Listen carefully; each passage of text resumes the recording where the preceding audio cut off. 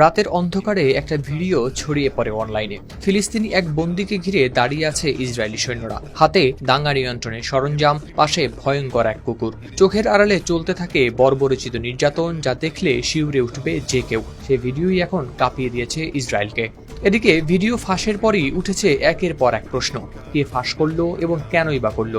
Israeli সংবাদ মাধ্যমের তথ্য মতে তারপরই গ্রেপ্তার হন দেশটির সেনাবাহিনীর সাবেক প্রধান প্রসিকিউটর মেজর জেনারেল ইফাত টোমের ইয়েরুশলামি ও সাবেক সামরিক প্রসিকিউটর কর্নেল মাতান সোলোমস।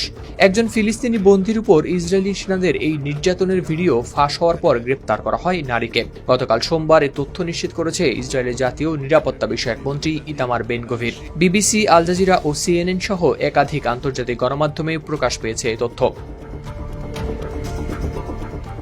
গেল আগস্টে ইসরায়েলের একটি সংবাদ মাধ্যমে সম্প্রচারিত এই ভিডিওতে দেখা যায় দক্ষিণ ইসরায়েলের তেইমান সামরিক ঘাঁটিতে ঘটেছিল এই নির্মম নির্যাতন।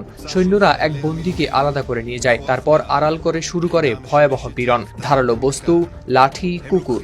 টানা তৃতীয়বার অর্জন করেছে দেশের সেরা সুপার ব্র্যান্ড স্বীকৃতি বসুন্ধরা টিস্যু।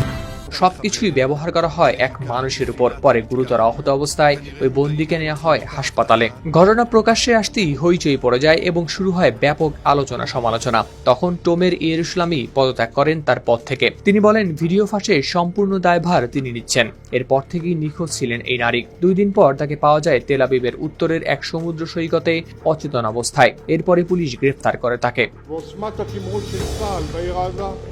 প্রতিরক্ষামন্ত্রী ইসরায়েল কার জানান, ওই জেনারেল আর দায়িত্বে ফিরতে পারবেন না। প্রধানমন্ত্রী নেতানিয়াহু এই ঘটনার প্রতিক্রিয়া বলেন, রাষ্ট্র প্রতিষ্ঠার পর এমন জনসংযোগের আঘাত আর কখনো দেখা যায়নি। তার ভাষায়, এটা শুধু একটা ভিডিও নয়, পুরো জাতির ভাবমূর্তির উপর আঘাত। কিন্তু এখানেই শেষ নয়। ভিডিও ফাঁসের পর 5 রিজার্ভ সেনাকেও অভিযুক্ত করা হয়। তারা অভিযোগ অস্বীকার করলেও তদন্তে উঠে আসে চাঞ্চল্যকর তথ্য।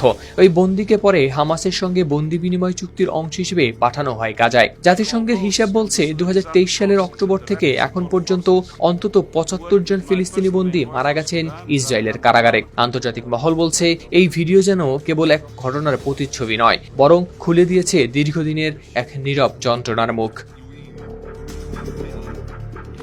হাওলাদার শামীম, RTV।